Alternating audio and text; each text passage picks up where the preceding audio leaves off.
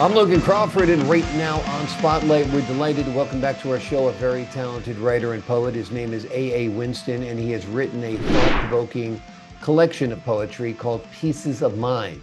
The book contains tributes to influential figures in his life and reflections on the current state of the world, including politics, media, and societal behaviors, all aimed at provoking thought and encouraging healthy skepticism. We're delighted to have this very talented writer join us here today on Spotlight. And we ask viewers like you to support writers like him by subscribing to our channel and by purchasing his wonderful book. The links are below the interview. Thanks so much for joining us here today on Spotlight. Thank you, Logan. Thanks for having me again. I appreciate it. My pleasure. Why did you decide to use poetry to comment on the state of the world around us today? Well, I feel like it's similar to comedy. You kind of can project an opinion or a thought, and maybe not so much in a less controversial way, but in a way that people can absorb it better, and accept it a little bit more, be a little bit more open-minded. So yeah, I just, there's a lot of things going on in this world, and things are kind of a little bit bugging me, but also just kind of need to unload a little bit on a lot of frustrating things and the turmoil going on in the world. So yeah, I just thought that was this became just, again, confidence from my first book gave me the confidence to write and put my opinions out there a little bit more. Wonderful. Now, what are some of the things that are bugging you presently? So really, I guess our political infighting and lack of cooperative efforts and all that kind of stuff in America, it's really been a crazy time. And kind of with that, coupled with that, is kind of the media portrayal of how that situation is unraveling, and maybe just kind of how everybody's being pit against each other. And you can't have a real conversation anymore without people kind of attacking each other, and everybody's in their own camps and their own little tribes. And that's kind of probably the biggest thing that really, that really has bothered me over the last few years, especially that we just can't seem to relate to each other. But I'm not so sure if that's actually true. That's the other part of it. I think what we see on TV and in politics and everything like that maybe are not really as accurate. It's because I talk to people every day, and I, involved with community efforts and things like that, and people who really kind of come from different backgrounds, and I know that they have probably different viewpoints than I do, but yet we find common ground and we talk to each other, and we're not always attacking one another. So I kind of it's like the hypocrisy right now, that it seems like people who are professing certain things and portraying things a certain way. I don't know if it's really that way. So I try to kind of show that maybe it's not as bad as it may appear to be. Absolutely. I think the media exaggerates things for sure. I also feel people hide behind their keyboards. That's a lot of it. So online, people say the most awful things. All you have to say is, I support this candidate and not that candidate. And people are ready to attack your mother. That's how mad they are. And I truly believe that politics was never meant to be taken that seriously, honestly. Right. It was something to follow, but wasn't supposed to be this harsh, Yeah, but you would never speak the things that people write. Oh, So not at when you all. say You're you absolutely talk right to about that. people all the time, when you're talking to people, people temper their language, they sense where you're coming from. Maybe they'll be quiet instead of being combative. So, a lot of it comes from our online behavior and the fact that we're baited with clickbait articles, that Absolutely. Joe Biden did this or Trump did this. And, it's just like, it's The crazy truth after a is always while. somewhere in the middle, and just a matter of Yeah. time. Exactly. Yeah. Exactly. So tell us about addressing this with your poetry. Is there a poem that really stands out that you'd like to share with us, Oh, perhaps, or geez. tell us about? I don't want to put you on the spot. There was and I hate to say this, but I didn't. There's one about 9/11 that a couple years ago. It was the 20th anniversary of 9/11, and I think that day, that event, and that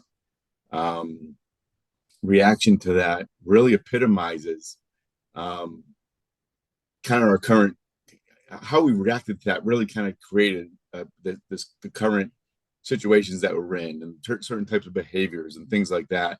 And again, I don't have it right in front of me, but Sure. just the gist of it um, is that we decided to go maybe down a path that really was not the right way to go. We made a decision, we made a choice where we could have been more supportive of one another and more together and everything like that goes along with that. But it seems like we've chosen in politics and in a lot of other ways that division has become the whole thing, putting blame on one another rather than being together and stronger together. And it was like when it first happened, that was the thing, that was the mantra, America strong and all this kind of stuff. And it just it didn't continue. People took advantage of that, and people with an agenda took advantage of that to create an atmosphere of for lack of a better word, hatred and really animosity. Right. And it just that really that. So I kind of try to show that with that poem in particular. Absolutely. Well, that sounds intriguing, that's for sure. Tell us about the role poetry has played in your life, coping with life's up and downs, things like that. I mean, it really has been a way to just kind of put down on paper what I had in my head. And I think that's a big part of it, getting it out of my head and putting it out there. And then through publishing it is just allowing other people to see it, learn my experiences, and hopefully use that in their own experiences, maybe get through things and situations and everything that's going on in their lives. And I've said this before and said this many times that my experiences aren't always all that unique.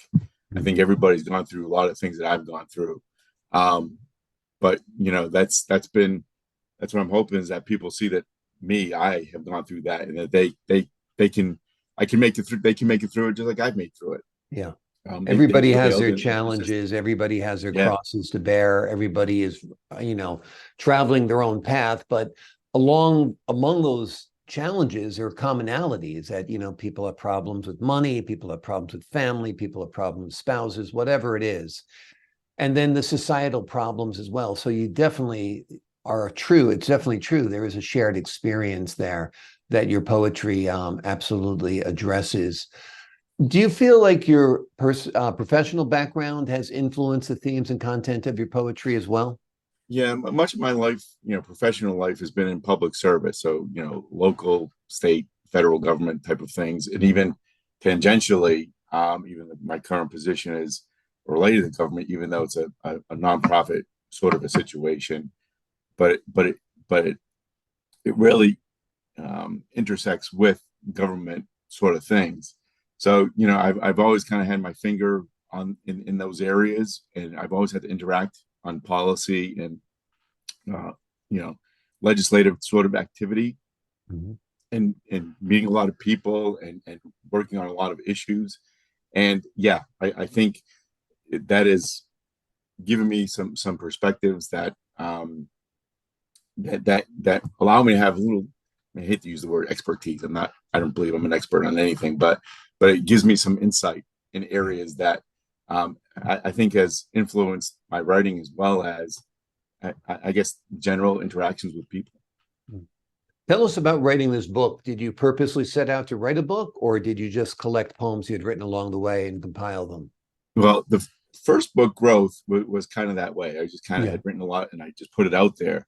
And like I said earlier, Growth gave me the confidence to kind of really think about maybe doing things a little bit more with an edge. So it really kind of gave me the confidence that maybe what I'm writing, what I'm putting down on paper, can maybe potentially influence somebody, or just kind of make people think more than anything else. I just want people to think critically, and I think that's part of what we've lost. So I really kind of when I published Growth, I really put it in my head that maybe I go in a little bit of a different direction. And I was kind of in my head, I was like, I'm seeing all this stuff going around, everything's happening, life seems to be so uncertain and unsettled, and I had a lot of thoughts with that. So I put it down on paper, and it really, I'm quite proud of not that I'm not proud of Growth, but I'm really proud that I was able to take maybe another level of maturity Right. in my writing. That kind of covers a different kind of ground, but it's issues and things that really kind of true and dear to my heart. That's great. Well, I think you did accomplish that. You set out to write a specific book, a collection of poetry with a point of view. And I think that is quite an accomplishment. It's one thing to compile poems you've written over the years, but this was a mission and you completed it and you did great work on it as well. Pieces of mind, is that kind of a play on words of peace of mind and your mind kind of broken up into pieces? Absolutely. And part of it's kind of a little bit of a story behind that is where, um, as my son was growing up, I used to always watching the news or whatever and read the newspaper. I was always would kind of go off and get on a soapbox sort of a thing. And he would always joke that, I'm giving them a piece of my mind. So, yeah, but also the piece of being able to say that and get it out of your system. But also it's extending that thought out to other people. So yes, definitely play on words, but also kind of harkens back to something my son said a long time ago. Wonderful. Well, it's nice you were able, in part, to incorporate him into your work as well. The name of the book is Pieces of Mind. It is a collection of poetry. It contains tributes to people that mattered in the author's life and reflections on the current state of the world, including media, politics, and the problems of society. It's a fascinating read. It's an easy read because you read it poem by poem by poem and gives you something to reflect on, almost like a daily devotional. So this is a great book for you to pick up, a great book for you to gift over the holiday season as well. My friend, thank you so much for joining us here today on Spotlight. Thank you, Logan. My pleasure. And to the folks at home, I'm Logan Crawford, thanking you for your time, this time until next time on Spotlight.